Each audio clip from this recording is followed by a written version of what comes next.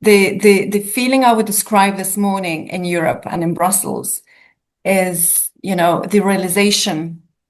I would say that, the realization of the seriousness of the US threat to Greenland and Denmark and to Europe and NATO has descended across the continent.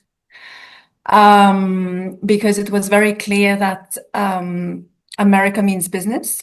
America doesn't just want to deploy military bases or, come into some kind of deal with critical minerals, but they want ownership rights and they want decision making over the future and management and governance of Greenland, which de facto means, violation of sovereignty and territorial integrity of another country.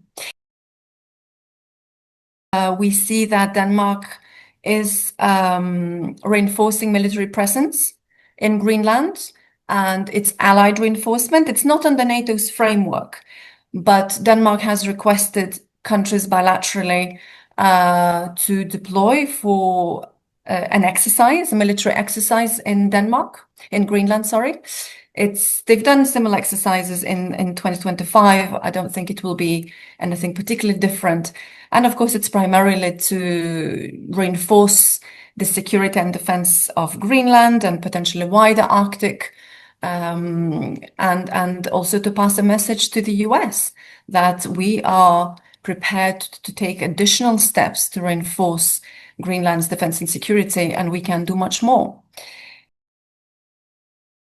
I don't think that military invasion is likely in Greenland. I mean, the foreign minister of Denmark used a strong word saying conquering Denmark, that this wish on the part of the president remains.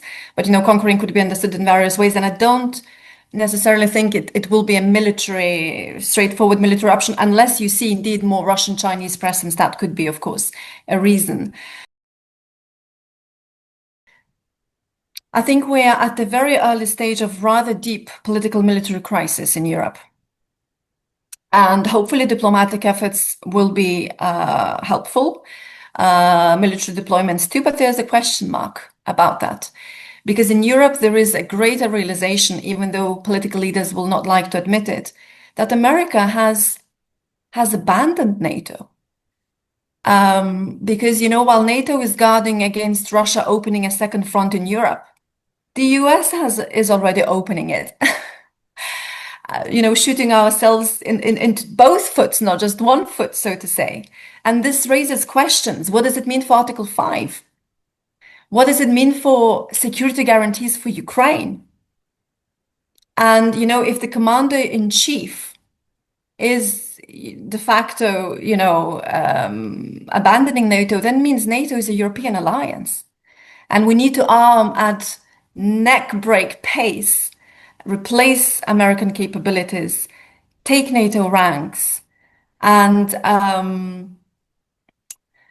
be prepared for the fact that Putin might be encouraged to make some kind of limited incursion moves, because that would be a good moment when we are, distracted from Ukraine, and kind of undermined by the United States, our commander-in-chief at NATO. Maybe they are just showing a very tough negotiating position and want to have an upper hand and, intimidate Europeans.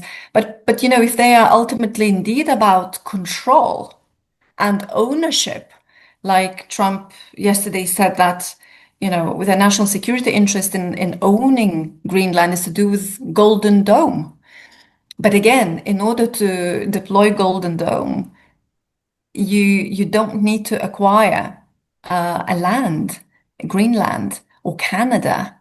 I mean, this is completely colonial and imperialistic, and against international law, against US federal law. So I think this is positive that there will be structured diplomatic exchanges now within this high-level working group. It's very hard to tell how far they can approximate to finding some kind of mutual understanding or compromise or agreement, but remains to be seen. The next steps is also to continue strengthening Greenland's and wider Arctic's security, not just at bilateral effort, but through NATO. So I'm really looking forward for an announcement of some kind of military activity or deployment under NATO's framework. Otherwise, there is indeed a risk that NATO is paralyzed, and that would not be good.